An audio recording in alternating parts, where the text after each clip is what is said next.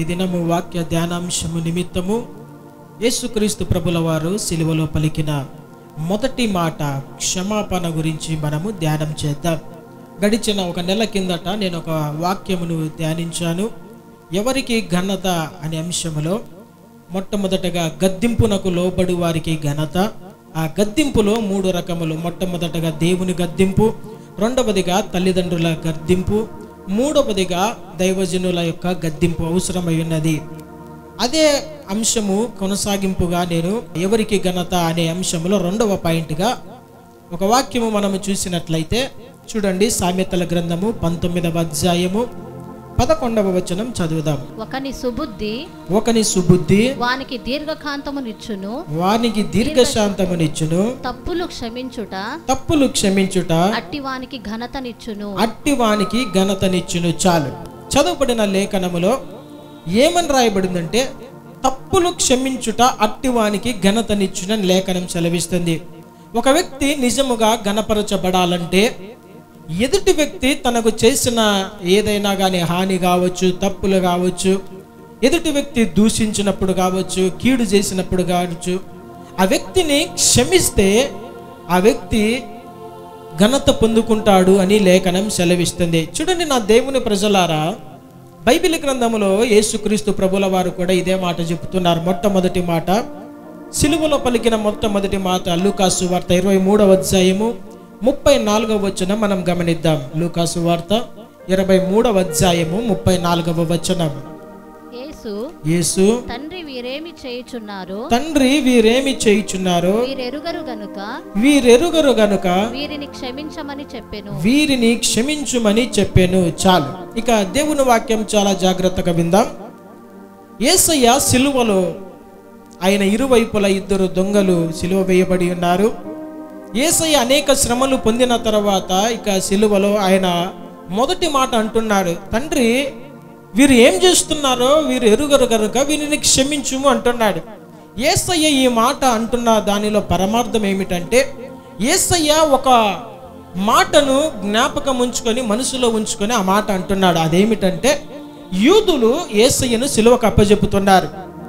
యూదులు యేసయ్యను సిలువకు అప్పజెపుతున్నారంటే యేసయ్య గురించి అక్కడ ధర్మశాస్త్రంలో అనేక విషయాలు రాయబడింది. యెషయా గ్రంథంలో రాయబడింది. అనేక ప్రవక్తలు కూడా యేసయ్య యొక్క సిలువ మరణము గురించి రాసి ఉంచారు. అనేక విషయాలు గడిచిన సంవత్సరంలో నేను ధ్యానించాను, మీకు అందరికీ కూడా తెలియపరిచాను. యేసయ్య ప్రతి శ్రమలో కూడా ఆయన లేఖనంలో ఉన్న ఆ యొక్క మాటలను, ప్రవక్తలు పలికిన మాటలు మనం చూస్తూ ఆ లేఖనం యొక్క నెరవేర్పు మనం ఇక్కడ క్రొత్త నిబంధనలో మనం చూస్తూ ఉంటాం. చూడండి నా దేవుని ప్రజలారా, క్రైస్తవ్యానికి పునాది 2 మాటలు. ఈ వ్యక్తి నిజముగా క్రైస్తవుడు అని ఇతరులు గమనిస్తున్నారంటే ఆ వ్యక్తిలో కనబడవలసిన లక్షణాలు 2. ఒకటి, యేసయ్య అంటాడు, ఆజ్ఞలన్నీ ఏమో కానీ నేను మీకు ఒక క్రొత్త ఆజ్ఞ ఇస్తున్నాను, మీరు ఒకరిని ఒకరు ప్రేమించుకుని నిన్ను వలె నీ పొరుగువారిని ప్రేమించుము అంటాడు. ఇది ఒక క్రొత్త ఆజ్ఞ, క్రొత్త నిబంధనలు ఇవ్వబడినది. రెండవదిగా క్రైస్తవులలో ఉంటున్న ఇంకొక లక్షణం ఏమిటి తెలుసా? క్షమాపణ. ఈ క్రైస్తవుడు నేటి దినముల్లో ఎందుకు అందరి చేత మెప్పు పొందుతూ ఉన్నాడంటే 2 విషయాలు మాత్రమే. ఒకటి, క్రీస్తు ప్రేమ వారు క్రియలలో చూపిస్తూ అనేకులను ప్రేమిస్తున్నారు కాబట్టే వారు క్రైస్తవులుగా పరిగణించబడుతున్నారు. 2వ మాట క్షమాపణ. ఈ క్రైస్తవులు ఎంత హాని చేసినా, దూషించినా, కొట్టినా, తిట్టినా, చంపినా కూడా వారు పగలు, కక్షలు, ఇంకా కోపాలు, భేదాలు పెట్టుకొని ఉండరు. వారు క్రీస్తు క్షమించినట్టు క్షమిస్తారు కాబట్టే క్రైస్తవులుగా పిలువబడ్డారు. ఆమేన్, హల్లెలూయా. నా దేవుని ప్రజలారా, ఇప్పుడు సాతానుగాడు చేస్తున్న పని ఏమిటి తెలుసా? క్రైస్తవునికి ఉండవలసిన 2 లక్షణాలను దొంగిలించి క్రైస్తవుని దిగంబరిగా మార్చివేశాడు. 2 లక్షణాలు క్రైస్తవుల్లో కనపడలేకపోతున్నవి. క్షమించే గుణం కనపరావడం లేదు, ప్రేమించే గుణము కనపరావడం లేదు. ఒకటి, క్షమించే గుణము కనపరావడం లేదు.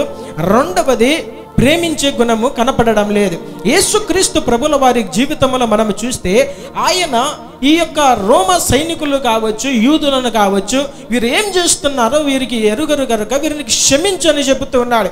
మొట్టమొదటగా యేసుక్రీస్తు ప్రభుల వారి జీవితంలో మనం చూసినట్లయితే ఆయన 3.5 సంవత్సరాల సేవా జీవితంలో యేసుక్రీస్తు ప్రభుల వారు అనేకులను క్షమించినట్లుగా మనం చూస్తాం.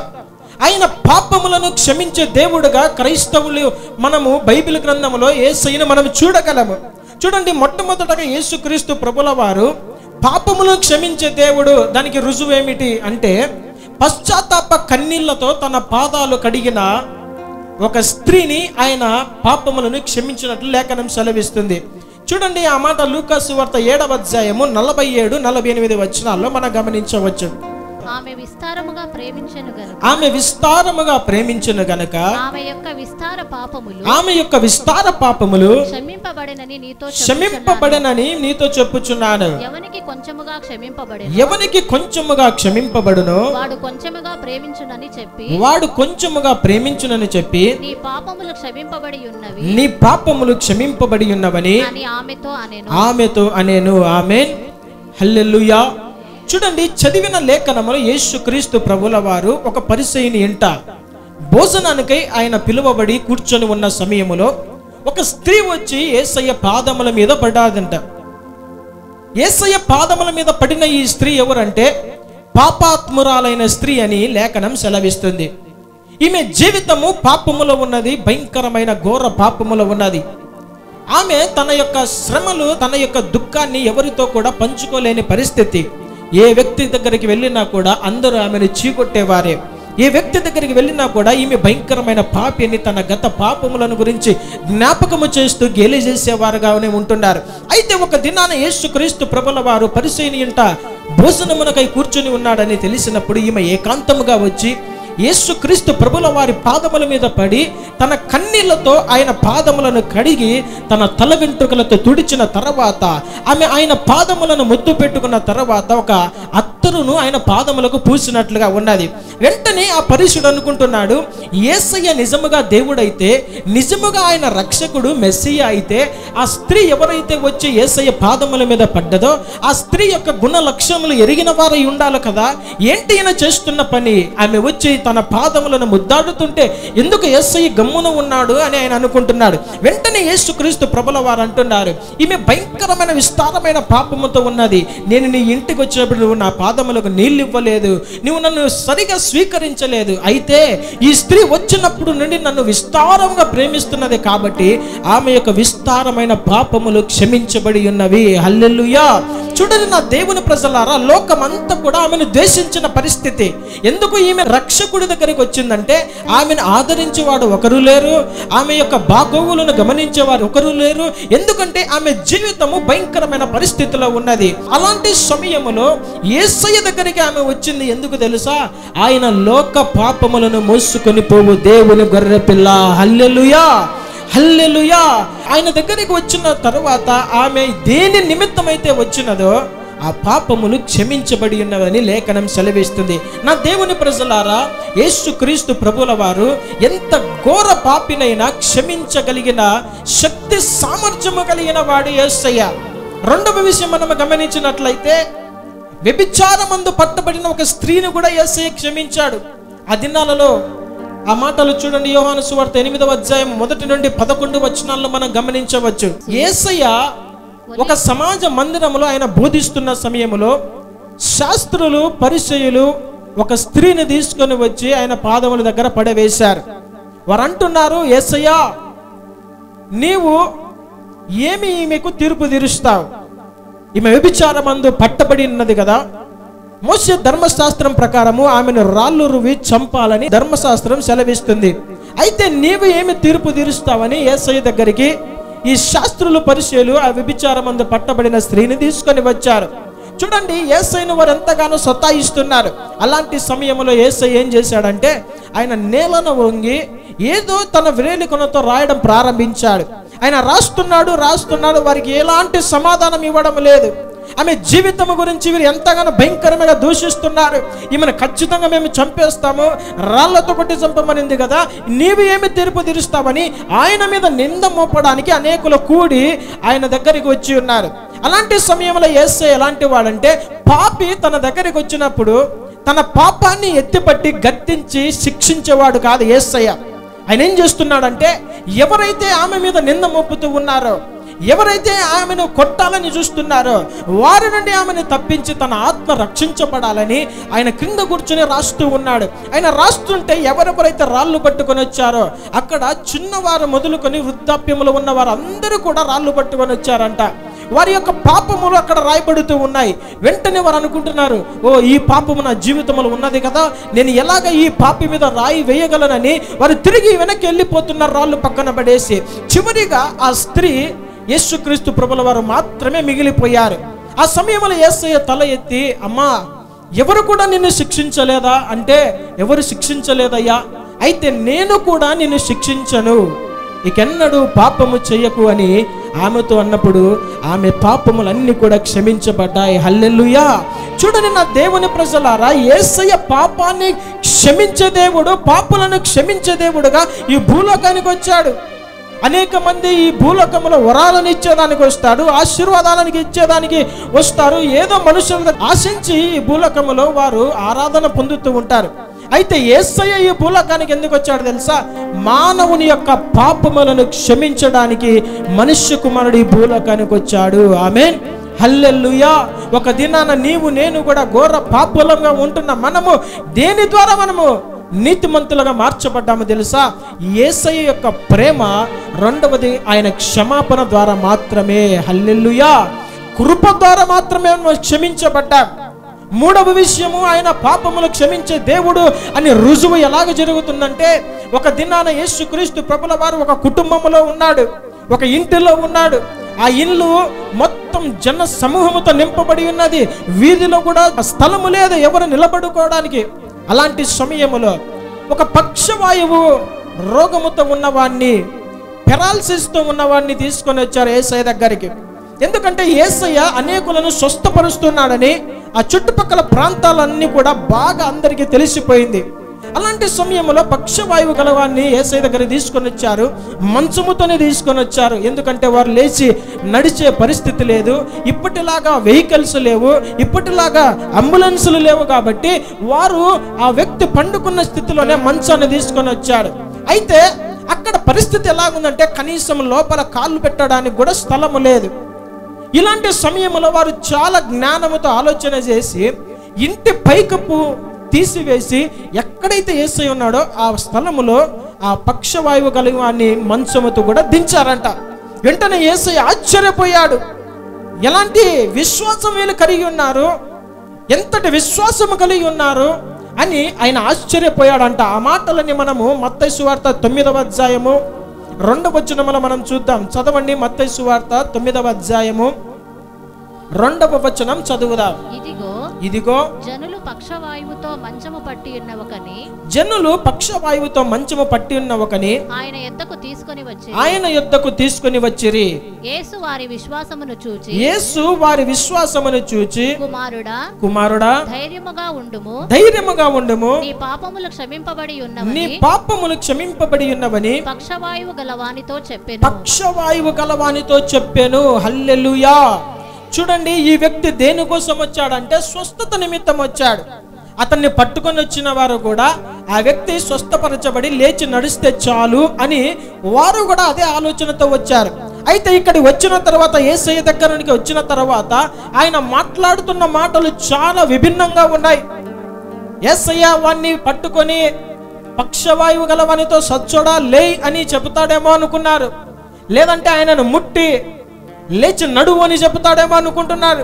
కానీ యేసయ్య ఏమంటున్నాడు తెలుసా? కుమారుడా, నీ పాపములు క్షమించి ఉన్నవని ఆయన వానితో అన్నాడు. హల్లెలూయా.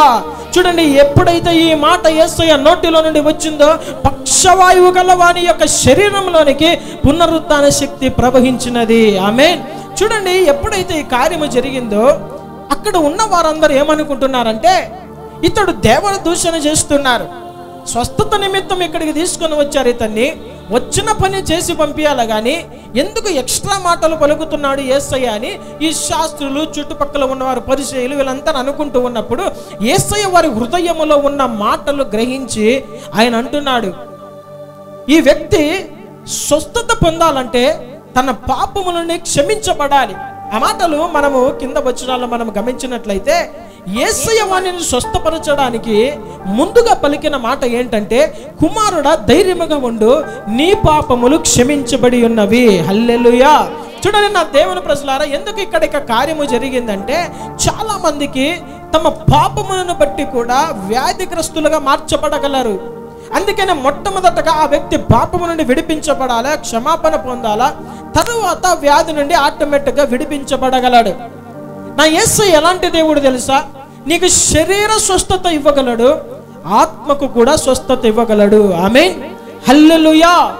శరీరంగా ఆయన నిన్ను క్షమించగలడు, ఆత్మలో ఉన్న ఆ పాపముల నుండి కూడా ఆయన నిన్ను క్షమించగలడు. హల్లెలూయా, హల్లెలూయా.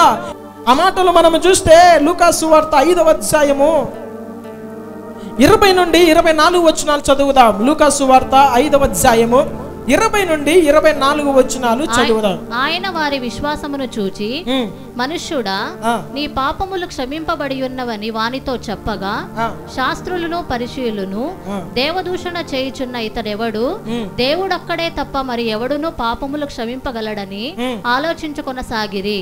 యేసు వారి ఆలోచనలెరిగి, మీరు హృదయములలో ఏమి ఆలోచించుచున్నారు? మీరు హృదయములో ఏమి ఆలోచించుచున్నారు? నీ పాపములు క్షమింపబడి ఉన్నవని చెప్పుట సులభమా? నీ పాపములు క్షమింపబడి ఉన్నవని చెప్పుట సులభమా? నీవు లేచి నడవమని చెప్పుట సులభమా? నీవు లేచి నడువుమని చెప్పుట సులభమా? అయితే పాపములు క్షమించుటకు, వినండి, పాపములు క్షమించుటకు భూమి మీద మనుష్య కుమారునికి అధికారము కలదని మీరు తెలుసుకొనవలెనని వారితో చెప్పి పక్షవాయువు గలవానిని చూచి నీవు లేచి నీ మంచం ఎత్తుకొని ఇంటికి వెళ్ళమని నీతో చెప్పుచున్నాను నేను. హల్లెలూయా. చూడండి, మొట్టమొదటగా యేసయ్య అంటాడు, కుమారుడా ధైర్యంగా ఉండు, నీ పాపములు క్షమించబడి ఉన్నవి. తర్వాత అనేక సంభాషణ జరిగింది. మనుషులు వీరు అనుకుంటున్నారు దేవదూషణ చేస్తున్నారు. నీ పాపములు క్షమించబడుట అని చెప్పుట సులభమా, లేదంటే నీవు లేచి నడుమని చెప్పుట సులభమా? ఇవన్నీ వారి హృదయాల్లో కనుగబడుతున్నప్పుడు యేసయ్య అంటున్నాడు, మీరు తెలుసుకోవాల్సిన ఒక మాట ఏంటి తెలుసా? భూమి మీద మనుష్య కుమారునికి మాత్రమే పాపములు క్షమించడానికి అధికారము కలదని. తర్వాత ఆయన అంటున్నాడు, రే నువ్వు లేచి నీ పరుపెత్తుకుని నువ్వు ఇంటికి వెళ్ళంటే వెంటనే వాడు తన మంచం ఎత్తుకొని ఏం చేశాడు? తన ఇంటికి వెళ్ళిపోయినట్టుగా లేఖనం సెలవిస్తుంది. మొట్టమొదటగా ఆత్మకు కావాల్సిన స్వస్థత పాపము నుండి ఆయన ఇచ్చాడు. రెండవదిగా నువ్వు నీ పరుపెత్తుకొని నీ మంచం ఎత్తుకొని నువ్వు నీ ఇంటికి వెళ్ళన్నప్పుడు వెంటనే వాడు లేచి తన మంచం ఎత్తుకొని ఇంటికి వెళ్ళాడంట.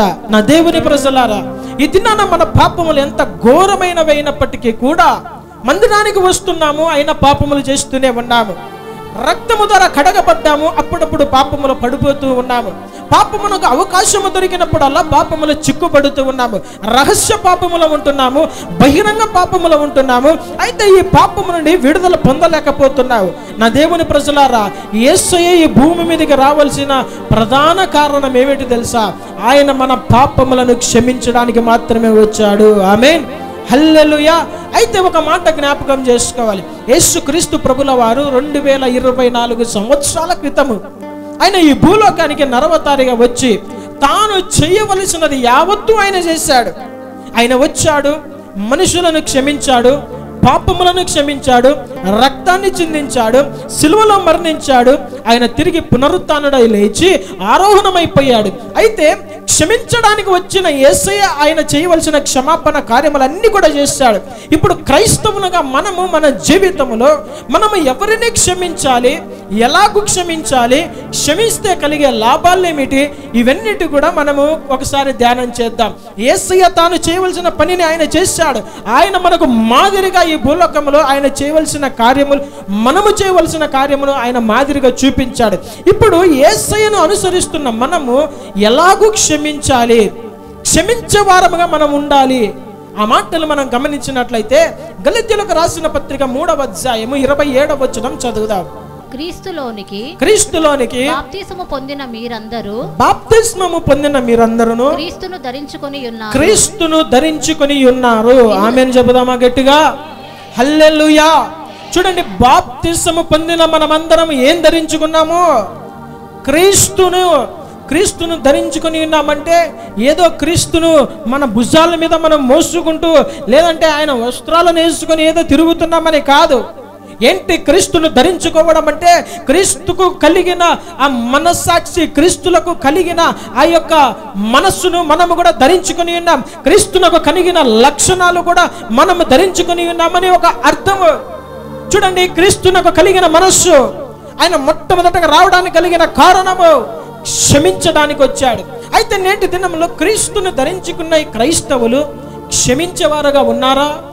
క్షమించగలుగుతూ ఉన్నామా? క్షమించే మనస్సు మనకున్నదా? ఆత్మ పరిశీలన చేసుకుందా?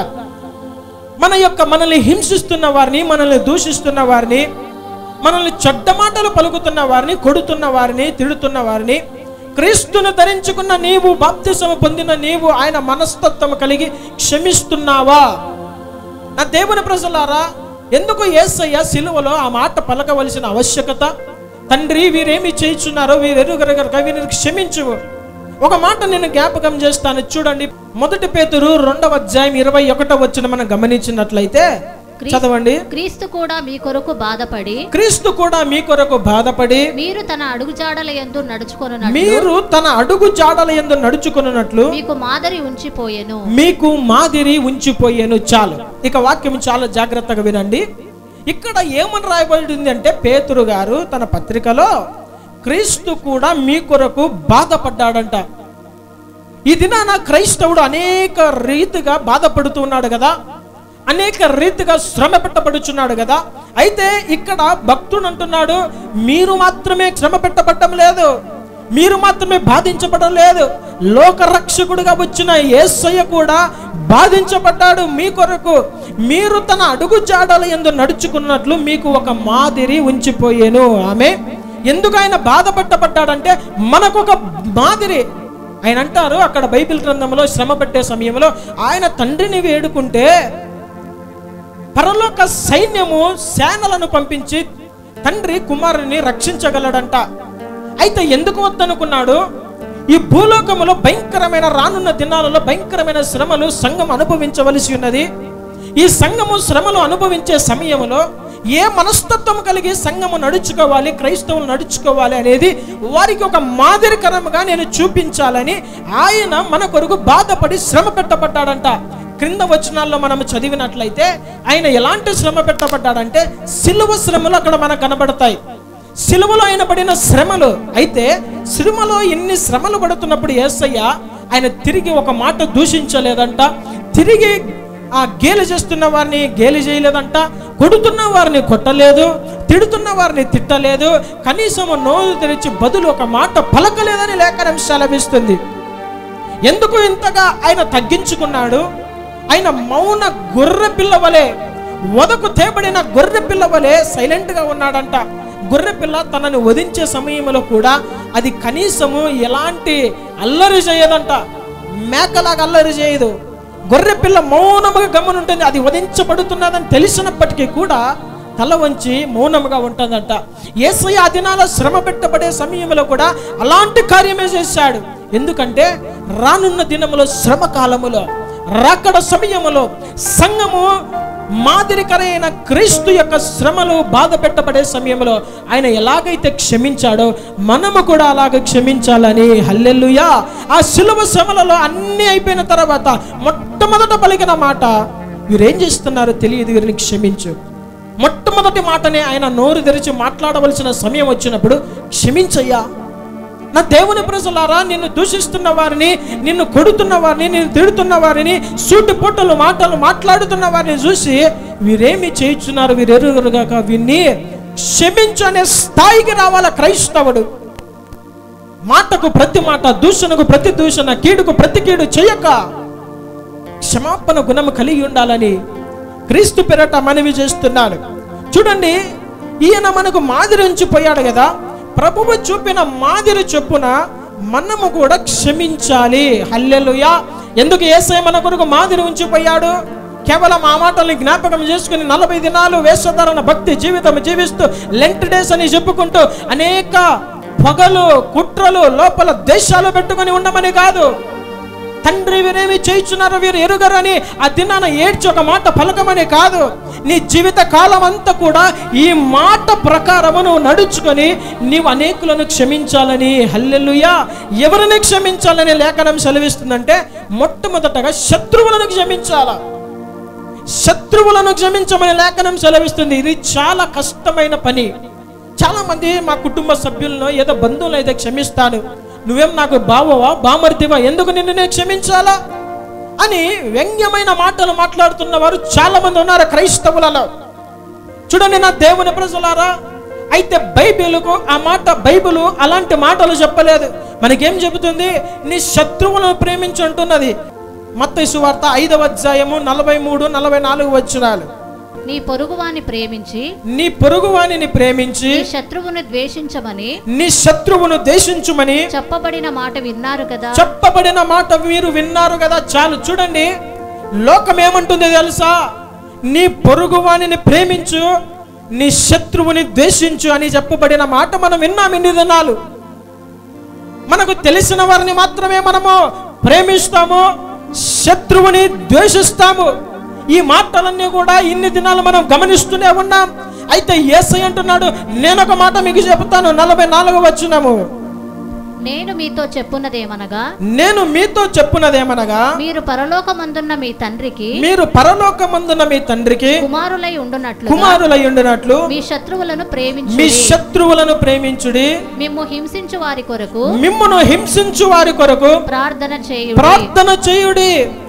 చూడండి దేవుని ప్రజలారా, యేసయ్య ఒక మాట చెప్తున్నాడు, లోకములో ఉన్న నీ పొరుగు వారిని ప్రేమించి నీ శత్రువును ద్వేషించని. ఇన్ని రోజులు మాటలు విన్నావు కదా, అది సాతాను స్వరము.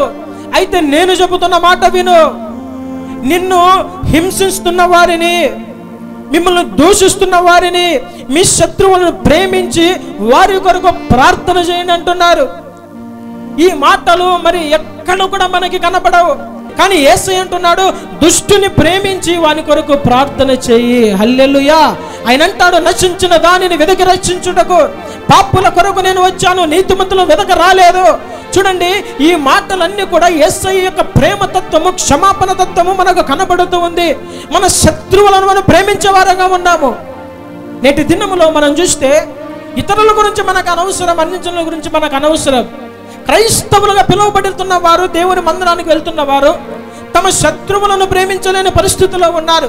శత్రువులు అంటే పక్కన పెడదాం, కనీసము తోటి సహోదరులను, కుటుంబ సభ్యులను, అన్నదమ్ములు, అక్కచెల్లెలను కూడా ప్రేమించుకోలేని పరిస్థితి,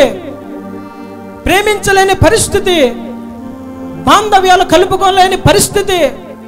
ఏదైనా ఒక మాట గాయపరచబడే మాట వస్తే సంవత్సరాల కొలది వారితో మాట్లాడుకోకుండా దూరముగా ఉండేవారు చాలా మంది ఉన్నారు. ఏదైనా ఒక బంధువు వారిని అనకూడని మాట, లేదంటే ప్రేమను లోపం కనబడితే సంవత్సరాల కొలది వారి కుటుంబాలకు వెళ్ళకుండా, వారితో మాట్లాడుకోకుండా కఠినముగా బ్రతికే వారు చాలా మంది ఉన్నారు. నిన్ను బట్టే నీ స్వజనులు రక్షించబడలేకున్నారు. నీవేమో దేవుడు యేసయ్య ప్రేమ స్వరూపి, యేసయ్య క్షమించేవాడని ప్రకటిస్తూ బాగా చెబుతావు. క్రైస్తవులు, సేవకులు ప్రకటిస్తారు, కానీ ఆ ఫలము క్రైస్తవుల్లో కనబడలేదు. తమ సొంత బంధువులను క్షమించలేకపోతున్నారు. నష్టము జరిగింది, నష్టము కలిగిందని సొంత స్వజనులను క్షమించలేకపోతున్నావు, ప్రేమించలేకపోతున్నావు. నిన్ను బట్టే దేవుని నామం దూషించబడుతుంది, నిన్ను బట్టే ఆ ఆత్మ రక్షించబడలేకపోతుంది. నా దేవుని ప్రజలారా, శత్రువులను సైతం ప్రేమించి ప్రార్థన చేయమంటే మనలో కనీసం మన కుటుంబ సభ్యులను ప్రేమించలేకపోతున్నారు, సొంత బంధువులను క్షమించలేకపోతున్నారు, ప్రేమించలేకపోతున్నారు. ఇది క్రీస్తు చూపిన మాదిరి కాదు. ఇది క్రీస్తు చూపిన మాదిరి ఏమాత్రము కాదు. నా దేవుని ప్రజలారా, క్షమించే మనసు నీలో ఉంటే అనేక ఆత్మలను నువ్వు ఆకర్షించగలవు. ఆమేన్. హల్లెలూయా. ఒకటి ప్రేమ ఉండాలి, రెండవది క్షమాపణ ఉండాలి. ఈ రెండు కేవలం మాటలకే పరిమితము కాదు, ప్రేమ క్రియలలో ఉండాలి, క్షమాపణ కూడా క్రియలలో కనిపించాలి. ఈ రెండు ఎప్పుడైతే ఒక క్రైస్తవుని జీవితంలో ఒక ఫలములుగా కనబడతాయో అనేక ఆత్మలు నీ ద్వారా రక్షించబడతాయి. ఆమేన్.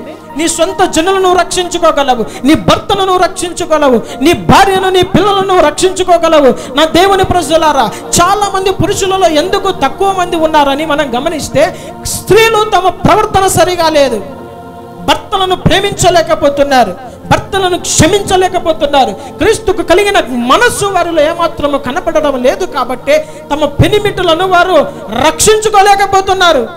వారు అన్యులు, వారు త్రాగుడుబోతులు, వారికి అలవాట్లు ఉన్నాయి, వారి దేవుడు అంటే ఇష్టము లేదని వారి దూరం పెడుతున్నారు. కానీ వారికి క్రీస్తు ప్రేమ చూపించలేదు కాబట్టి ఆ వ్యక్తి రక్షించబడలేకపోతున్నారు. అందుకనే బైబిల్లో ఒక మాట ఉంటుంది, స్త్రీలారా మీ యొక్క యోగ్యమైన ప్రవర్తనను బట్టి మీ భర్తలను మీరు రాబట్టుకోవచ్చనే లేఖనం సెలవిస్తుంది. అలాగనే భర్త కూడా భార్యల దగ్గర, పిల్లల దగ్గర, తల్లిదండ్రుల దగ్గర పిల్లలు ఎప్పుడైతే క్షమాపణ ప్రేమ కలిగి జీవిస్తారో ఆత్మలు రక్షించబడతాయి. హల్లెలూయా. ఒకరిని ఒకరు క్షమించుకునే మనస్సు ఉంటే విభేదాలు ఉండవు.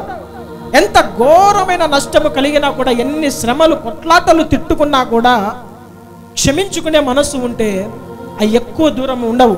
బైబిల్ ఏమనుందంటే మన కోపము సూర్య అస్తమించే వరకు మాత్రమే ఉండాలని లేఖనం సెలవిస్తుంది. సూర్యుడు అస్తమించే లోపల సమాధానపడమని లేఖనం సెలవిస్తుంది.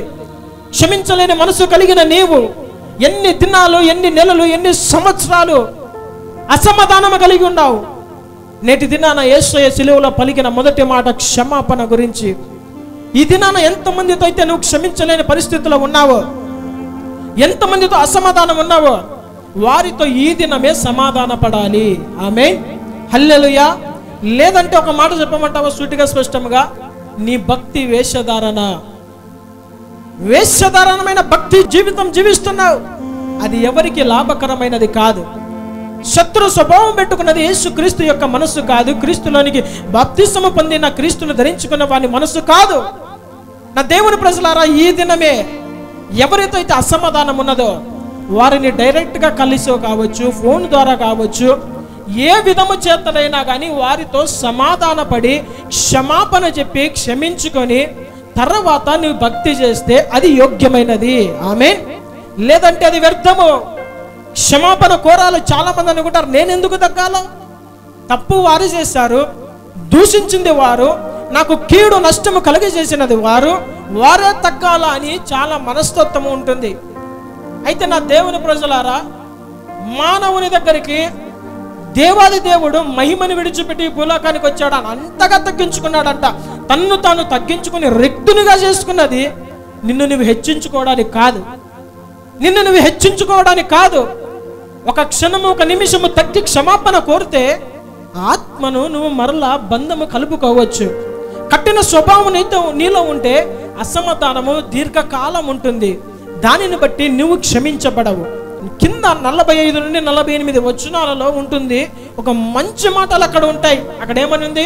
నీతిమంతుని మీద, పాపి మీద, అనీతిమంతుని మీద సూర్యరశ్మిని ప్రకాశింపవాడు నేనే, వర్షాన్ని ఇచ్చేవాడు నేనే, నీటిని గాలిని ఇచ్చేవాడు నేనే, నాకు లేని భేదము మీకు ఎందుకు అన్నట్లుగా అక్కడ మాటలు కనబడుతుంది. దేవుని గురించి దేవుడే తగ్గించుకుంటున్నాడు కానీ, దేవుడు క్షమిస్తున్నాడు కానీ, దేవుని పేరు చెప్పుకుంటున్న క్రైస్తవులు క్షమించలేకపోతున్నారు. చెట్టు పేరు చెప్పుకొని కాయలు పండ్లు అమ్ముకుంటున్నవారు, యేసయ్య పేరు చెప్పుకొని క్రైస్తవులమని చెప్పుకుంటున్న వారు ఫలములు లేని పరిస్థితి, క్షమించలేని పరిస్థితి, ప్రేమించలేని పరిస్థితి. నా దేవుని ప్రజలారా, మీకు ఎక్కడా అవసరం లేదు. కొన్ని ఉదాహరణలు చెబుతారు. ఒక మిషనరీ గ్రహం స్టెయిన్స్ గారు ఒరిస్సా ప్రాంతానికి వచ్చారు. ఆయన మిషనరీ వర్క్ చాలా బాగా చేస్తూ ఉన్నారు. యేసయ్య గురించి సువార్త, ఇంకా కొన్ని సోషల్ యాక్టివిటీస్ జరిగిస్తూ ఉన్నారు. అలాంటి సమయంలో కొంతమంది ఆయన అంటే ఇష్టం లేని వారు, క్రిస్టియన్స్ అంటే ఇష్టం లేని వారు ఏం చేశారంటే ఆయన కుమారులను కారులో ఉంటే ఆ కారుకు నిప్పంటించి తగలబెట్టేశారు. చనిపోయారు. దేశము కానీ దేశంలో ఒంటరిగా ఉంటున్నారు. భర్త, 2 బిడ్డలు చనిపోయారు. ఇక భార్య, తన కూతురు మాత్రమే ఉన్నది. అప్పుడు ఆమె అంటున్నది, వారు అనుకున్నారు ఇతరులందరూ కూడా ఈమె ఏం స్టేట్మెంట్ ఇస్తుందో దేశమంతా కూడా అగ్ని జ్వాలగా మార్చబడుతుంది, ఏ దేశం నుండి వచ్చిన వారు ఫారినర్స్ని కాల్ చేశారంటే సమస్యలు ఎక్కువ వస్తాయి దేశంలో అనుకున్నారు. అయితే ఆమె అంటుంది, ఈ యొక్క గ్రహం స్టెయిన్స్ గారి భార్య అంటుంది, నా యొక్క భర్తను చంపిన వారిని నేను క్షమిస్తున్నాను. హల్లెలూయా. ఈ మాటలు వారిని తిరిగి తగిలి వారిలో క్రీస్తు ప్రేమ కనబడాలి అన్నారు. చూడండి నా దేవుని ప్రజలారా, మనుషులను భర్తలను పోగొట్టుకున్నప్పటికీ కూడా ఆమె ఆ మాట పలకడానికి గల కారణం ఏంటి తెలుసా?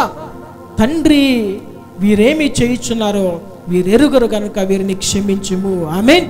ఈ మాటలు సిలువలో యేసయ్య పలికిన ఈ మాట వారిని ప్రభావితం చేసింది. మరి ఎందుకు మనల్ని ప్రభావితం చేయలేకపోయింది? ఎందుకు నీలో కఠిన స్వభావం కనబడుతుంది? ఎందుకు ఇతరులను క్షమించలేని స్వభావం ఉన్నది తెలుసా?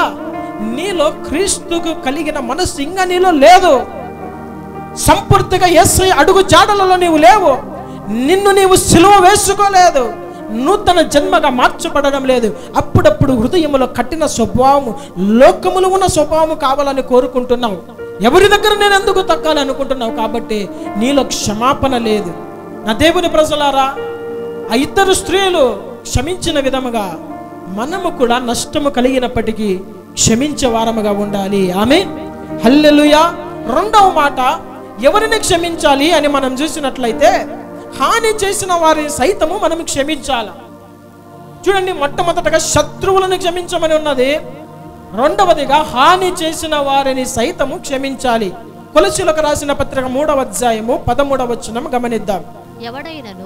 ఎవడైనను తనకు హాని చేసేదని ఒకడు అనుకొనిన ఎడల ఒకనినొకడు సహించుచు. చూడండి, ఒకనినొకడు సహించుచు ఒకనినొకడు క్షమించుడి. ఒకనినొకడు క్షమించుడి. ప్రభువు మిమ్మును క్షమించునలాగున మీరును క్షమించుడి. ఆమేన్.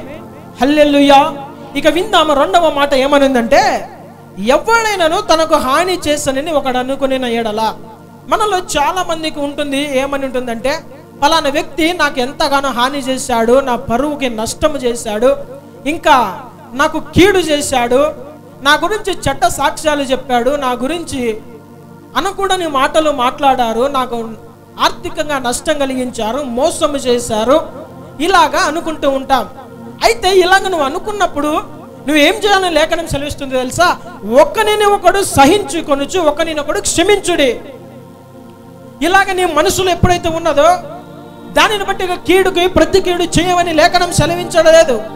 లేఖనం ఏం సెలవిస్తుంది? ఒకరిని సహించాలా. ఎవరిని సహిస్తారు?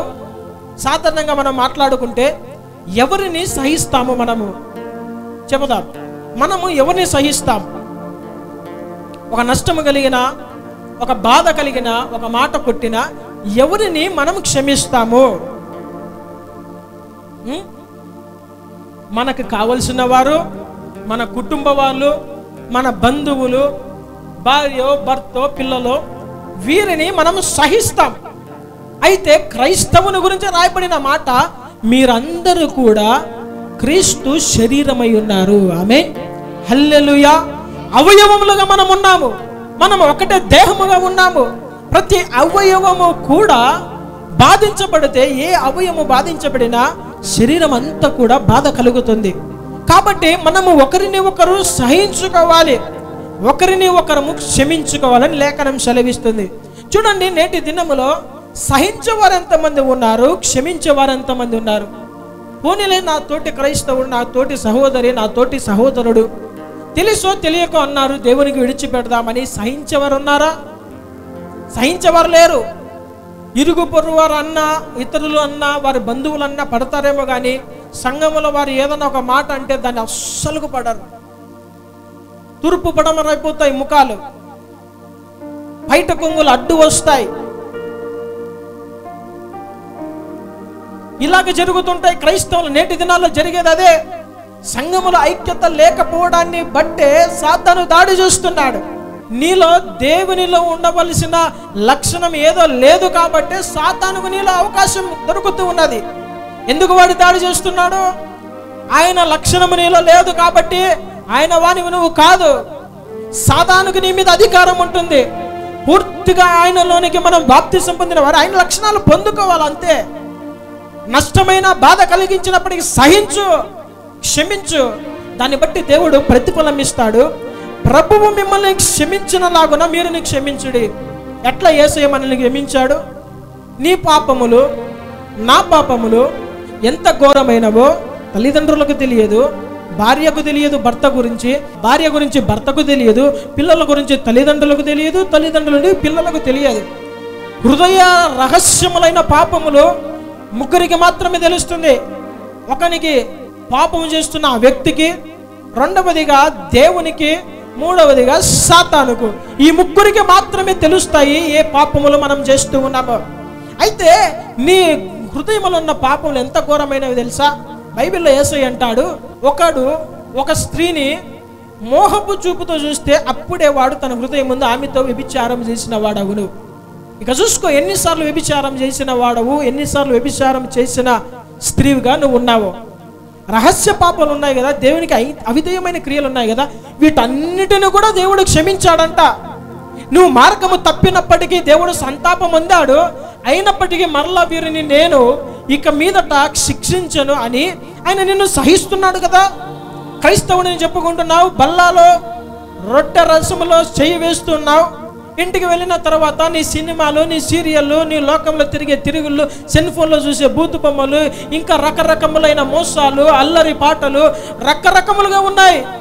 దేవుడు సహించలేదా నిన్ను? ఆయన దీర్ఘశాపతం చూపిస్తూ ఉన్నాడు కదా. ఎందుకు ఒక సహోదరుడు కానీ ఒక సహోదరి కానీ చిన్న మాట అంటే పడలేకపోతున్నారు? క్రీస్తు మిమ్మల్ని క్షమించలాగా ఎందుకు క్షమించలేకపోతున్నారు? మీరు క్షమించబడింది ఎందుకు? ఇతరులను క్షమించడానికి. మనము ఒకరిని ఒకరు సహించుకుంటూ క్షమించాలని లేఖనం సెలవిస్తుంది. ఎట్లా సహించుకుంటూ క్షమించాలి? స్టెఫెను లాగా మనం క్షమించాలి. స్టెఫెన్ అంట ఆ దినాలలో రాళ్లతో కొట్టబడుచున్న సమయంలో ఇంకా తన చావు తన కళ్ళ ముందున కనబడుతూ ఉన్నది. రాళ్ళు రువి చంపాలనుకుంటున్నారు. అలాంటి సమయంలో అయ్యా నన్ను వీరు చంపుతూ ఉన్నారు, నా ఆత్మను నీకు అప్పచెప్పుకుంటున్నానని చెప్పి చివరిగా ఆయన అంటున్న మాట చూడండి. అపోస్తల కార్యముల గ్రంథం 7వ అధ్యాయము 58 నుండి 60 వచనాల్లో మనం చూడవచ్చు. పట్టణపు వెలుపలికి అతనిని వెళ్ళగొట్టి, పట్టణము వెలుపల లోపలికి అతని వెళ్ళగొట్టి రాళ్ళు రువ్వి చంపిరి. సాక్షులు సౌలు అను ఒక యవ్వనుని పాదముల యొద్ద తమ వస్త్రములను పెట్టిరి. ప్రభువును గూర్చి మొరపెట్టుచు, యేసు ప్రభువా నా ఆత్మను చేర్చుకోనుమని స్టెఫను పలుకుచుండగా వారు అతనిని రాళ్లతో కొట్టిరి. అతడు మోకాళ్ళుని ప్రభువా వారి మీద ఈ పాపములు మోపకుమని గొప్ప శబ్దముతో పలికెను. హల్లెలూయా. చూడండి ఏమంటున్నాడు? ప్రభువా వారి మీద ఈ పాపములు మోపకుము. మరి ఎవరు మోయాలా పాపాలు? మీరు ఎవరి పాపములైతే నిలిచి ఉండనిత్తరో అవి వారి మీద నిలిచి ఉండును, ఎవరి పాపములైతే క్షమించరో అవి వారికి క్షమించబడును అని లేఖనము సెలవిస్తుంది. ఇప్పుడు ఈయన ఏ మాట అటు ఇటు పలికినా వారి మీద ఆ పాపము నిలబడి ఉంటుంది, వారి మీద ఆ దోషం ఉంటుంది, వారి యొక్క కుటుంబం మీద ఆ తరతరముల మీద ఆ నరహత్య చేసిన దోషం ఉంటుంది. కాబట్టి ఈయన అంటున్నాడు, ఎలాంటి క్షమాపణ గుణము కలిగిన వాడు స్టెఫెన్ అంటే వారు చేసినది ఏమిటో వారికి తెలియదు. కాబట్టి వారి మీద, వారి సంతతి మీద, వారి పిల్లల మీద ఆ దోషం, ఆ పాపం ఉండకుండా ఆ పాపములను కూడా వారి మీద పడనీయకోకుండా ఆయన అంటున్నాడు, అయ్యా వారి మీద ఆ పాపములు ఉండనివ్వద్దు అని చెప్పి తన ఆత్మను ప్రభువుకి అప్పచెప్పుకున్నాడంట. నా దేవుని ప్రజలారా, ఇలాంటి క్షమాపణ గుణం మనకు కలగాలి. చంపుతున్నప్పటికీ కూడా పాపములు వారి మీద నిలిచి ఉండనియలేదంట స్టెఫెను. మరి మన పరిస్థితి ఏమిటి? ఒక్క మాట అంటే దూషణకు ప్రతి దూషణ చేస్తూనే ఉంటాం. ఇంకా కొడితే ఇంకా ఎట్లుంటుందో పరిస్థితి, చంపితే ఇంకా ఘోరంగా ఉంటుంది పరిస్థితి. అందుకే నాటి భక్తునికి నేటి భక్తునికి భక్తిలో పలచనైపోయారు. ఆ భక్తి లేదు కాబట్టి కార్యములు జరగడం లేదు, ఆ క్షమాపణ గుణము లేదు కాబట్టి దేవుని యొక్క ప్రేమను అనుభవించలేకపోతున్నాము.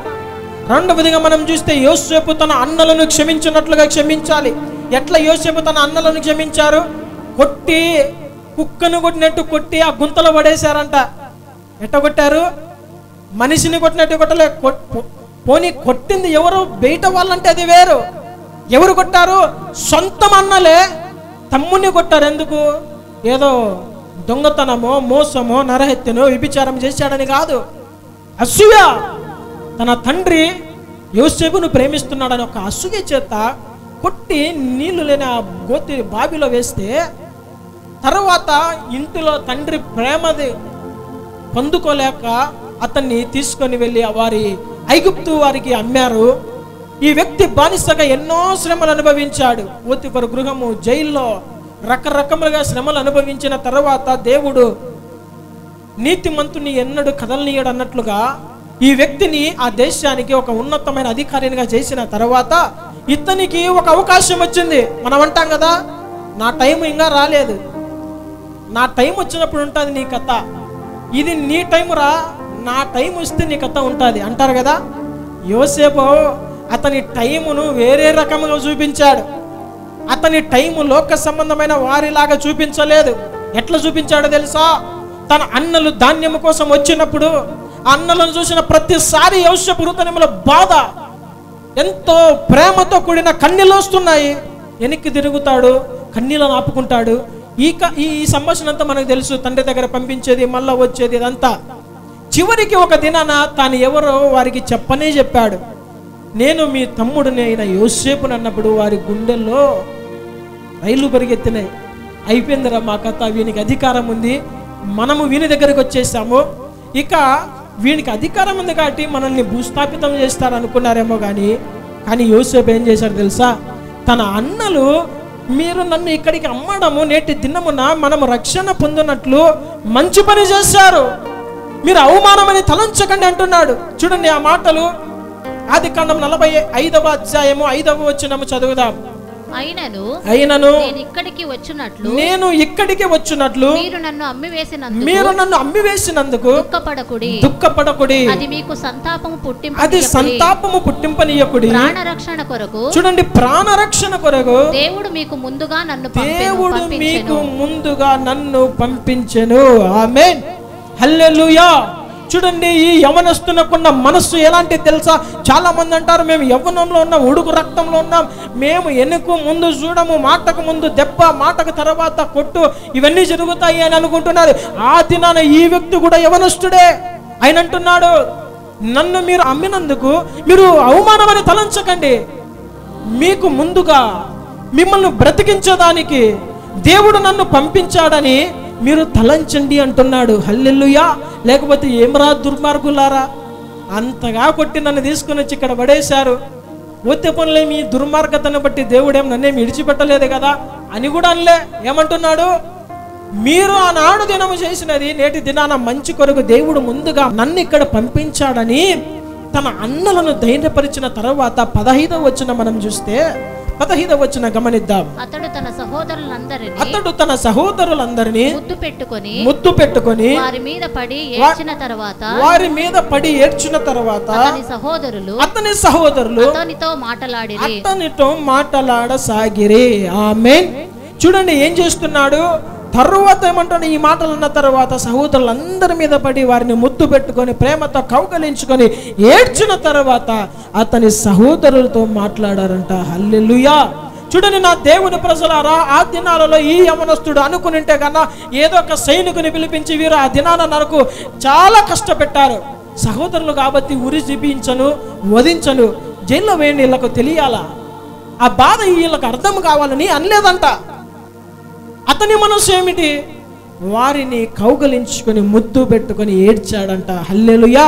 నా దేవుని ప్రజలారా, నేటి దినములో చాలా మంది అన్నదమ్ములకు, చాలా మంది అక్క చెల్లెళ్లకు, తోబుట్టువులకు సమాధానం లేని పరిస్థితి. ఒక్క కుటుంబంలోనే ఉంటున్నారు, ఒక్కటే అమ్మ చేసిన చేతి వంటని తింటున్నారు, ఒకటే చోట పడక ఉంది, ఒకటే చోట అన్ని కార్యాలు జరుగుతున్నాయి. కానీ వీడు అన్న తమ్ముడు మాటలు మాట్లాడుకోరు, అక్క చెల్లెలు మాటలు మాట్లాడుకోరు, భార్య భర్తలు మాటలు మాట్లాడుకోలేరు, పిల్లలకు తల్లిదండ్రులకు మాటలు ఉండవు. ఇది ఒక సాతాను చిచ్చు. అయితే ఆ దినాలలో యోసేపు ఏం చేశాడు? తన అన్నలను క్షమించాడు, తన అన్నలను ప్రేమించాడు, తన అన్నలను ముద్దు పెట్టుకున్నాడు, తన అన్నలను పట్టుకొని అతడు ఏడ్చినట్లుగా మనం చూస్తున్నాం. కక్షలు, విభేదాలు, పగలు, కోపాలు, దేవుని నీతిని నెరవేర్చలేవు. నా దేవుని ప్రజలారా, నీ సహోదరునితో ఏదైనా నీకు అసమాధానం ఉందా, వెంటనే వెళ్ళి ఈ దినాన వానితో సమాధాన పడమని ప్రభు పేరట మనవి చేస్తున్నాడు. దేవుడు తన ఆత్మ ద్వారా ఈరోజు ఆ మాటల మీద సంధిస్తున్నప్పుడే క్షమాపణ హృదయం మీలోకి రావాలి. రాతి గుండెలు తీసివేసుకొని మెత్తనైన మాంసపు హృదయాలను మనము పొందుకోవాలని ప్రభువు ఇది నన్ను హెచ్చరిస్తున్నాడు. సహోదరుల ఐక్యత కలిగి ఉండట ఎంత మేలు, ఎంత మనోహరమని సెలవిస్తుంటే, సహోదరులు కొట్లాడుకొని ఉండుట ఎంత మేలు, ఎంత మనోహరమైపోయింది నేటి దినాలలో. వాని పంచాయతీ నాకు వద్దండి, మీ పంచాయతీ నాకు వద్దండి, వాడు మా ఇంటికి రావద్దు, నేను వాళ్ళ ఇంటికి వెళ్ళొద్దు, వాడిని నేను పెట్టను, నాది వారికి తినవడం వద్దు, ఎవరి కొద్ది వాళ్ళం ఉంటాం. ఇది క్రీస్తు ప్రేమ కాదు. ఒకరిని ఒకరు సహించుకోమని చెబుతుంది లేఖనం, ఒకరిని ఒకరు క్షమించుకోమని లేఖనం సెలవిస్తుంది. మళ్ళీ ఎందుకు క్రైస్తవుడు బైబిల్ పట్టుకొని దేవుని మందిరానికి వెళ్తున్నవాడు ఒక సంఘములో అన్నదమ్ములు కూర్చున్నప్పటికీ కూడా వాని కుటుంబంలో సమాధానం లేకుండా ఎందుకు జీవిస్తున్నాడంటే సాతాను వేసిన చెచ్చు. ఒకవేళ నీ కుటుంబం వారికి ఏదైనా అసమాధానం ఉంటే అది సూర్యాస్తమయము లోపల సమాధాన పడాలని లేఖనం సెలవిస్తుంది.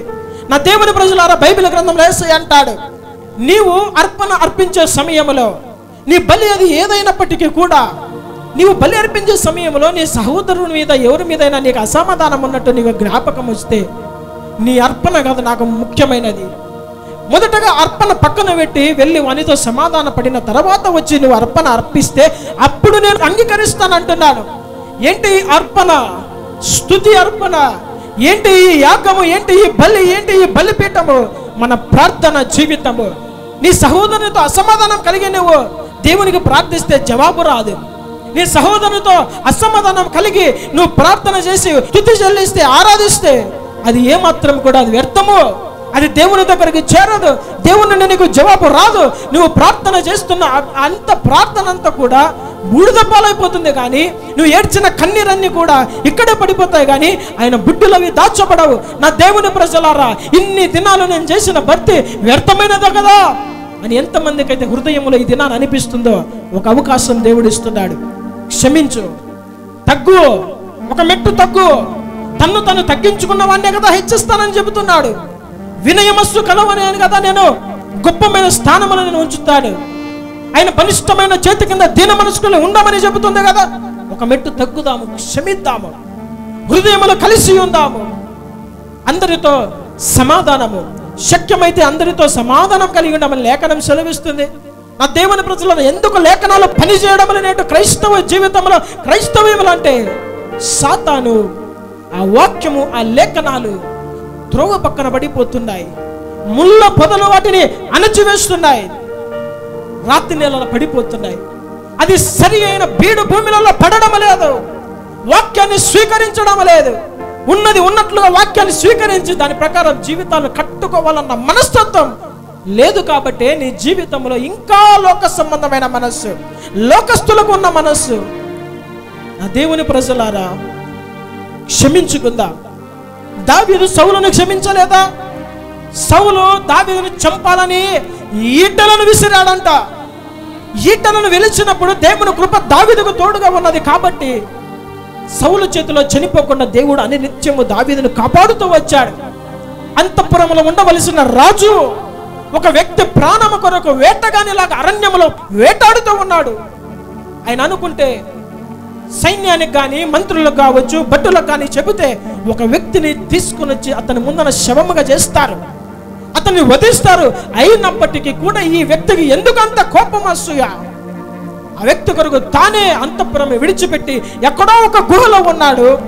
అయితే దేవుని యందు భయభక్తులు కలిగిన వాడు, తన్ను తాను తగ్గించుకున్న దావీదుకు ఈ సౌలు ఒక దినాన కనబడ్డాడంట. దావీదుకు సౌలు ఒక దినాన కనబడినప్పుడు అతడు పండుకొని ఉన్నాడు ఒక గుహంలో. అతనితో పాటు ఒక వ్యక్తి కూడా పడుకొని ఉన్నాడు. ఆ ఈటలు, ఆ యొక్క సామగ్రి అంతా అక్కడే తల దగ్గర ఉన్నవి. అయినప్పటికీ కూడా దావీదు చంపడానికి అవకాశం వచ్చినా కూడా చంపలేదు. ప్రాణము కోసం వేటాడినాడు. ప్రాణ భయం ఉంది. ఏ క్షణమైనా కానీ ఈ దినాన నేను సౌలును విడిచిపెడితే ఆ వ్యక్తి నన్ను చంపుతాడు, ఆ వ్యక్తి నన్ను బ్రతకనీయడానికి తెలుసు. అయినప్పటికీ ఎందుకు దావీదు విడిచిపెట్టాడు?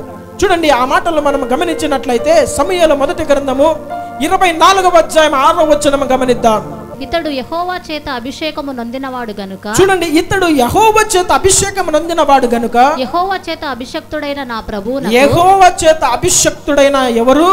నా ప్రభువునకు. అబ్బా, నా ప్రభు అంటున్నాడు. చూడండి, శత్రువుని ప్రభు అంటున్నాడు, ప్రాణాన్ని హింసించిన వాడిని ప్రభు అంటున్నాడు, చంపాలని ఈట విసిరిన వాడిని ప్రభు అంటున్నాడు. ఇదియే కదా క్రీస్తునకు కలిగిన మనస్సు. ఏమంటున్నాడు? ప్రభువునకు నేను ఈ కార్యము చేయను, యెహోవాను బట్టి అతని నేను చంపను అని అతని తన జనులతో చెప్పాను. ఆమేన్ అంటున్నారు. దావీదు, నీ ప్రాణం కోసం వేటాడిన నీ శత్రువు కనపడ్డాడు, ముక్కలు ముక్కలు చేసే సమయము పడుకొని ఉన్నాడు, నీకు అడ్డు ఎవరు ఉండరు, నెక్స్ట్ నువ్వే రాజు అయిపోతావని ఎన్ని మాటలు తన చెవులో చొచ్చినా కూడా ఇతను అంటున్న మాట, దేవుని చేత అభిషేకము నొందిన నా ప్రభువు అంటున్నాడు. చూడండి, అక్కడ తన స్థానాన్ని ఏమాత్రం కూడా తగ్గించలేదు. నిజమే, సౌలు దావీదుకు ప్రభువు.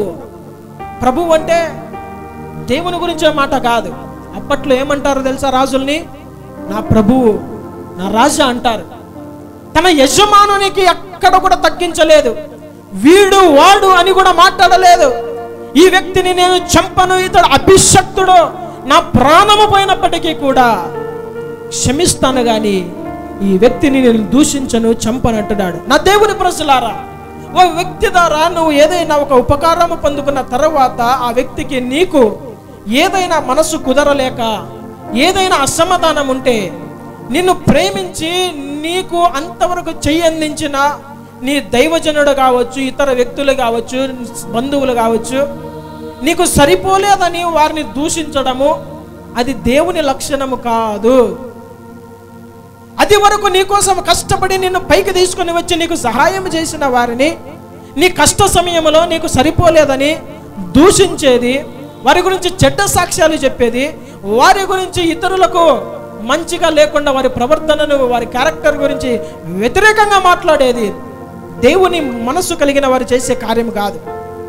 వారి స్థానాన్ని ఎక్కడ నిలబెట్టాలా? అవును, ఆ వ్యక్తి నాకు సహాయం చేశాడు, ఆ వ్యక్తి నన్ను పైకి లేవనెచ్చాడు, ఆ వ్యక్తి నా చేయబట్టి పైకి లేవనెత్తాడు, ఆధ్యాత్మికంగా నన్ను బలపరిచాడు, అనేక విషయాలు ఆర్థికంగా అన్నిటిలో నన్ను బలపరచాడని గతాన్ని జ్ఞాపకం చేసుకునే వాడే ఒక దినాన ఆశీర్వదించబడతాడు. ఆమేన్, హల్లెలూయా. ఎందుకు దావీదు అంత గొప్పవాడుగా మార్చబడ్డాడు? మనసు కుదరనప్పుడు వాడు వీడు అని మాట్లాడలేదు. నా ప్రభువు, హల్లెలూయా, హల్లెలూయా. నా దేవుని ప్రజల లేఖనము సంధిస్తున్నప్పుడే మన జీవితాలు మార్చబడాలి. వాక్యము వెల్లడవుతున్న వెంటనే హృదయాలలో కార్యాలు జరగాలి, లక్షణాలు మార్చుకోవాలి. దేవుడే సూటిగా స్పష్టంగా ప్రేరేపించి మాట్లాడుతున్నప్పుడే మనలో మార్చుకునే విషయాలు మార్చుకోవాలి. దావీదు సౌలుని క్షమించాడు. తరువాత ఈ సౌలు ఎలాగ చనిపోయాడు తెలుసా?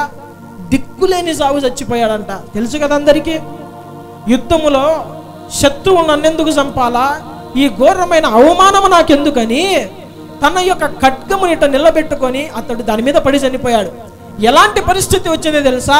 తన ఆయుధాలను మోసే వాడికి అంటున్నాడు, అరే నన్ను చంపేసి తర్వాత నువ్వు కూడా చనిపోరా అంటే, వాడు కూడా నేను నిన్ను చంపను, ఆ దోషము నాకెందుకు అని అన్నప్పుడు ఈ సౌలు తన యొక్క ఖడ్గాన్ని ఇట్లా నేలకు పెట్టుకొని ఆ ఖడ్గం మీద పని తన ప్రాణాలను అతడు పోగొట్టుకున్నాడంట.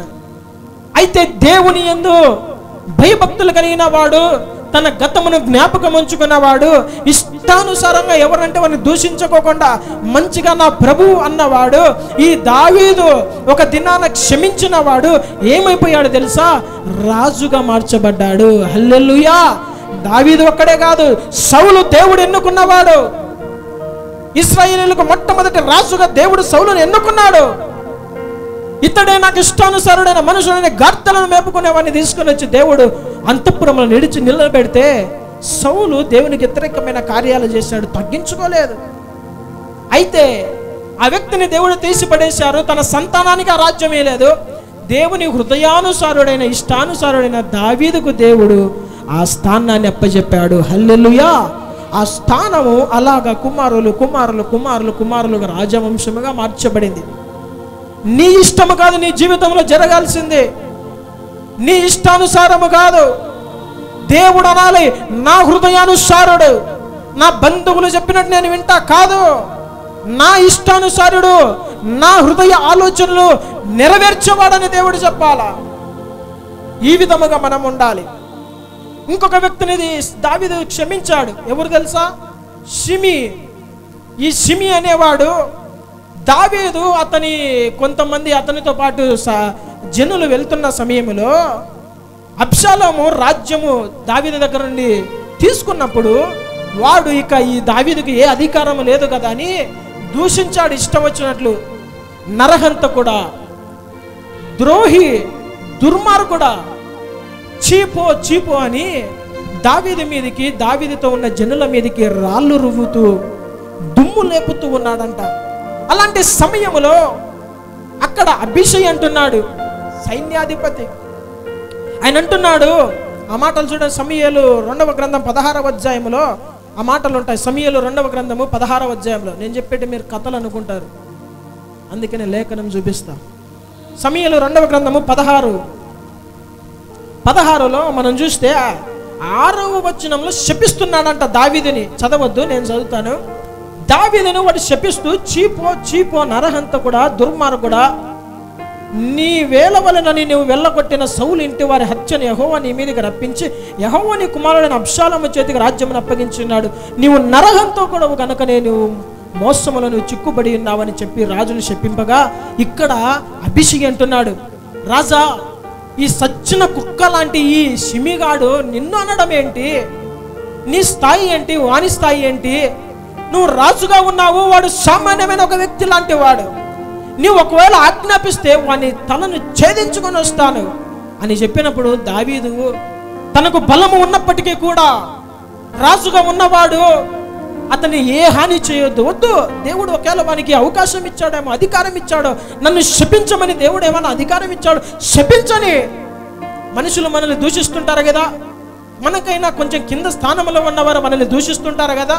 అయితే దావీదు తనకన్నా కింది స్థానంలో ఉన్నవాడు దూషిస్తే ఏమనలేదంట. అభిషేక్ ఉండి వాడిని తలను చేసిస్తానంటే వద్దురా, దేవుడు వానికి అవకాశం ఇచ్చాడేమో. ఒకవేళ దేవుడు వానికి అవకాశం ఇవ్వకపోతే వాని యొక్క దూషణలన్నీ కూడా, శాపాలన్నీ నాకు ఆశీర్వాదకరంగా దేవుడు మారుస్తాడని అక్కడ కూడా క్షమించిన వాడుగా దావీదు కనబడుతున్నాడు. అందుకనే దావీదు ఏకధాటిగా తన సంతానం అంతా కూడా రాజులుగా మార్చబడ్డాడు. ఇలాంటి క్షమించే మనసు మనకు కావాలి. నా దేవుని ప్రజలారా, తప్పిపోయిన కుమారుని తండ్రి క్షమించలేదా? తనకు నష్టము కలిగించలేదా? ఆస్తినంతా కూడా నష్టము చేయలేదా? చెడు వ్యాపారము కొరకు ఆ యొక్క ఆస్తినంతా నష్టము చేసినప్పుడు తండ్రి కష్టపడి సంపాదించిన సంపాదనంతా పోగొట్టాడు దుర్మార్గుడని. ఈడు నా కడుపున పుట్టినవాడు కాదు అని తులసిపుచ్చాడా? ఆ యొక్క కుమారుడు అక్కడి నుండి దూరంగా వస్తున్నాడు. భయంకరమైన పాపపు జీవితము, భయంకరమైన వాసన, చెడు వాసన కొడుతున్నాడు. ఎందుకంటే పందులతో సహవాసం చేశాడు. భయంకరమైన తన వస్త్రాలు ఎంతగానో మాసిపోయాయి. పందులతో సహవాసము, చెడు వాసన కొడుతున్నాడు. తన జీవితం ఏమాత్రము కూడా ఇంతకు ముందు తన తండ్రి ఇంటిలో ఉన్నలాగా లేదు. అయినప్పటికీ కూడా తండ్రి ఆ కుమారుడు ఎదురుగా కనబడుతూ వాడు ఏదో ఒక అడుక్కునే వాళ్ళలాగా వస్తుంటే నాకు నష్టము కలిగించాడని వాడిని దూరం చేయలేదు. ఏం చేశారు తెలుసా? ఆ బిడ్డ నడుచుకుంటూ వస్తుంటే తండ్రి పరిగెత్తుకుంటూ వెళ్ళి ఆ బిడ్డను కౌగలించుకొని ఆ బిడ్డకు ముద్దు పెట్టాడు. హల్లెలూయా! ఇది తండ్రి ప్రేమ. నేటి దినములో నీ జీవితం కూడా భయంకరమైన పాపములో ఉంటూ, చెడు వాసన కొడుతూ, నీ వస్త్రములు మలినముగా ఉండి, నీవు ఏమాత్రము చూడడానికి వికారముగా ఉన్నప్పటికీ కూడా నా తండ్రి నిన్ను క్షమించే దేవుడు. ఆమేన్. ఇప్పటికి కూడా ఏమి మించిపోలేదు, ఇప్పటికి కూడా మించిపోలేదు. తండ్రి తన కుమారుని ఏమాత్రము త్రోసిపుచ్చేవాడు కాదు. నువ్వు వస్తే తన హక్కున చేర్చుకొని నీకు ఉంగరము తొడిగి, నీకు పాదాలకు కొత్త చెప్పులు వేసి, నూతన వస్త్రాలు ఇచ్చి, స్నానము చేయించి నీ కొరకు విందు చేయవాడు నేను ప్రకటిస్తున్న తండ్రి. ఆమేన్. హల్లెలూయా. ఆయన క్షమించేవాడు, జ్ఞాపకం పెట్టుకునేవాడు కాదు. ఆయన అంటాడు, నీ పాపములు నీకును నాకును మధ్యలో ఒక అగాధముగా ఉన్నప్పటికీ కూడా నేను నీ పాపములు జ్ఞాపకము చేసుకుని వాటిని నేను కొట్టివేస్తాను. ఆమేన్. హల్లెలూయా. దేవుడు అంతగా క్షమించేవాడు. మనము కూడా అలాంటి క్షమాపణ మనసు కలిగి జీవించాలి. నా సబ్జెక్ట్ అయిపోలేదు, నేను క్లోజ్ చేస్తాను. నడిపింపు ఉంది కానీ సమయం ఎక్కువైంది, క్లోజ్ చేసేస్తాను. మిగతాది నేను తర్వాత చెబుతాను. కాబట్టి నా దేవుని ప్రజలారా, ఆ మాదిరి మనం కలిగి జీవిద్దాం, క్షమించుదాం. క్రీస్తు ప్రేమ అనేకులకు మనం చూపిద్దాం. ఆయన కొరకు అనేక ఆత్మలను మనం గెలుచుకుందాం. మోకరించి తలలు వంచినట్లయితే ప్రార్థన చేసుకుందాం. అందరూ కూడా మీరున్న స్థలాల్లో మోకరించండి. స్తోత్రం. విన్న వాక్యమును బట్టి ఒక తీర్మానం తీసుకుందాం. ఎన్నో గుడ్ ఫ్రైడే, ఈస్టర్లు వెళ్ళిపోతున్నాయి, కానీ మొదటి మాట మన జీవితాలలో పని చేయడం లేదు. అవును, ఇది 100% సత్యము. ఆ క్షమించే స్వభావం లేనందువలనే అనేకులను దూరం చేసుకున్నావు. నీ బంధువులు ఇంకా రక్షణ పొందలేదంటే నీ ప్రేమ వారిలో కనపడలేదు, క్రీస్తు ప్రేమ వారిలో కనపడలేదు. క్రైస్తవుడని చెప్పుకుంటున్నావు, క్రీస్తుకు కలిగిన మనస్సు లేదు, క్షమించలేకపోతున్నావు, కుటుంబ సభ్యులనే క్షమించలేకపోతున్నావు. ఎలాగ పరలోకంలో ప్రవేశిస్తావు? నా దేవుని ప్రజలారా, ఒక్కసారి జ్ఞాపకం చేసుకుందాం. సమయం ఉన్నప్పుడే ఎంతమందితో అసమాధానం ఉందో. ఎవరిని నువ్వు క్షమించలేకపోతున్నావు? ఇది దేవుని నోటి నుండి వస్తున్న మాట మాత్రమే. దేవుడు మీతో సూటిగా స్పష్టంగా మాట్లాడుతున్నాడు. ఎంతమందిని క్షమించలేకపోతున్నావు? సహోదరి, సహోదరుడ, ప్రియ కుమారుడ, కుమార్తెని దేవుడు అడుగుతున్నాడు. నేను మీకు మాదిరించి పోయింది ఆ మాటలను కాలదన్నడానికి కోసం కాదు, ఆ మాటలు మీ జీవితాలలో పని చేయాలని, మీరు అనేకులను క్షమించాలని మాత్రమే. హృదయాన్ని కఠినపరుచుకోవద్దు. క్షమిద్దాం, క్షమాపణ మనసు కలిగి జీవిద్దాం. క్రీస్తు మనల్ని క్షమించినట్లు క్షమిద్దాం. ఒకరిని ఒకరము సహిద్దాము, ఒకరిని ఒకరము క్షమించుకుందాం. దేవుడు మనల్ని క్షమించినట్లుగా మనము కూడా ఒకరిని ఒకరు క్షమించుకుందాం. ఆ ప్రేమమయుని యొక్క ప్రేమ ఇతరులకు కనపడినట్లుగా మన జీవితంలో తగ్గింపు, వినయ, విధేయతలు కలిగి దీన మనస్కులమైన కృప కొరకు కనిపెడదాం. స్తోత్రం. ప్రార్థన చేద్దాం. అయ్యా, ఇన్ని దినాలు ఫలానా వ్యక్తితో నాకు అసమాధానం ఉంది తండ్రి, దయతో క్షమించండి ప్రభువా, దయతో క్షమించండి అయ్యా. ఈ దినము నేను క్షమాపణ కోరుతానయ్యా, ఈ దినాన నేను క్షమించమని అడుగుతాను ప్రభువా. అయ్యా, ఈ క్షమించే మనస్సు నాలో కావాలా ప్రభువా. నేను కఠినమైపోతున్నాను. ఎందు నిమిత్తం నేను కఠినమైపోతున్నాను నాకు తెలియలేదు ప్రభువా. మీరు మాట్లాడారనేటి దినములో మీరు క్షమించే దేవుడవు. నా పాపములను క్షమించావు, మా పాపములను క్షమించావు, సమస్త లోకంలో ఉన్న ప్రతి వారి పాపములు క్షమించావు. అయినప్పటికీ నీ నుండి నేను దూరం అయిపోయానయ్యా. తప్పిపోయిన కుమారులాగా దూరం అయిపోయి నేటి దినంలో నేను అయ్యా ఎంతో భయంకరమైన దుర్వాసన చేత లోకము పాపములను ఉంటుండగా ఒక్కసారి తండ్రి నన్ను మీరు చేర్చుకుంటారా, నన్ను మీరు క్షమిస్తారా అని దేవుని అడుగుదాం. ఆయన క్షమించడానికి సిద్ధ మనసు కలిగిన దేవుడు, ఎంత ఘోర పాపినైనా క్షమించే దేవుడు. ఇది నన్ను అడగాలి. ఆ పాపములన్నిటి కూడా ఒప్పుకోవాలి. పశ్చాత్తాపపడు. నీ రహస్య పాపములు ఏమై ఉన్నావో అవి ఆయన ఎదుట ఒప్పుకుంటే ఆయన నిన్ను నీతిమంతుడిగా మారుస్తాడు. యేసయ్య రక్తం ఇంకనూ ప్రవహిస్తూ ఉన్నది. అది సజీవమైన రక్తము. యేసు రక్తము మాత్రమే మనల్ని పవిత్రులుగా చేస్తుంది. ఆయన నామమున మాత్రమే మనం క్షమించబడతాం. ఆ రక్తములతో నువ్వు కడగబడాలి. ఆ రక్తముతో నీ పాపములను శుద్ధీకరించుకో. ఈ దినమే మరలా తండ్రితో సహవాసం కలిగిన వారమై మన లోకయాత్రలో మనం ముందుకెళ్దాం. స్తోత్రం. పరిశుద్ధుడా, జీవాధిపతి, జీవం కలిగిన యేసయ్య, నీ ఘనమైన పరిశుద్ధ నామమునకు వందనములు, స్తోత్రములు. సిలువలో మీరు పలికిన మొదటి మాట అయ్యా, అది క్షమించే మనసు కలిగిన ఆ మాటగా మేము చూస్తున్నాం. అయ్యా, మా జీవితంలో కూడా ప్రభా మీరు మమ్మల్ని క్షమించారు, నేటి వరకు సజీవులుగా ఉంచారు నీ కృప ద్వారా మాత్రమే.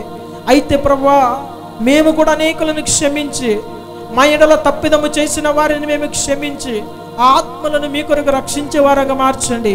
హృదయ కాఠిన్యమును తొలగించండి ప్రభా. అయ్యా, నీ కొరకు ప్రభా మెత్తనైన హృదయమును మాకు దయచేయండి. అయ్యా, మాంసపు గుండెను మాకు దయచేయండి ప్రభా. అయ్యా, ఏ వ్యక్తులను మా కఠినమైన హృదయము చేత, క్షమించలేని మనస్తత్వం చేత మేము దూరపరుచుకొని అసమాధానముగా ఉండొద్దు తండ్రి. అయ్యా, నీ రాజ్యములో మేమందరం కలిసి ఒక దినాన్ని నిన్ను ఆరాధించాల ప్రభా. అయ్యా, అలాంటి మనస్తత్వం నాకు దయచేయండి ప్రభా. అనేక సార్లు నేను కఠినంగా మార్చబడుతున్నాను. సాతాను ప్రభా నన్ను కఠినంగా మారుస్తున్నది. ఒక్కసారి నన్ను మీరు దర్శించండి ప్రభా. ఒక్కసారి నన్ను మీరు దర్శించడని ప్రార్థన చేద్దాం. పరిశుద్ధడానికి స్తోత్రములు స్తోత్రములు అయ్యా. కన్నబడుచున్న ప్రతి బిడ్డని మీరు దర్శించండి ప్రభా. కన్నబడుచున్న ప్రతి బిడ్డని మీరు దర్శించండి ప్రభా. అయ్యా ఈ దినమున వారు తీసుకుంటే నిర్ణయముల వారు స్థిరపరచండి ప్రభా. అయ్యా ఇక్కడ కనబడుచున్న ప్రతి బిడ్డను అయ్యా మీ గాయపడిన హస్తము చేత తాకండి ప్రభా. అయ్యా వారిని ముట్టమని ప్రార్థిస్తున్నాం తండ్రి. దురాత్మను మీరు పారద్రోలండి ప్రభా. ప్రతి బిడ్డను మీ రాకడ కొరకై మీరు సిద్ధము చేయమని ప్రార్థిస్తున్నాం తండ్రి. అయ్యా నీకు స్తోత్రములు ప్రభా. అయ్యా మీ చిత్తమైతే మీ రాకడ ఆలస్యం అయితే మరి ఒక దినమున మేమందరం కలుసుకొని నీ నామాన్ని స్తుతించి ఘనపరిచి అయ్యా నీ వాక్యమును ధ్యానించున్నట్లుగా మీ కృప మాకు దయచేయమని నజరీయుడైన యేసు నామములో అడిగి వేడుకుంటున్నాను తండ్రి. ఆమేన్. దేవుడు మిమ్మల్ని దీవించి ఆశీర్వదించును గాక. ఆమేన్.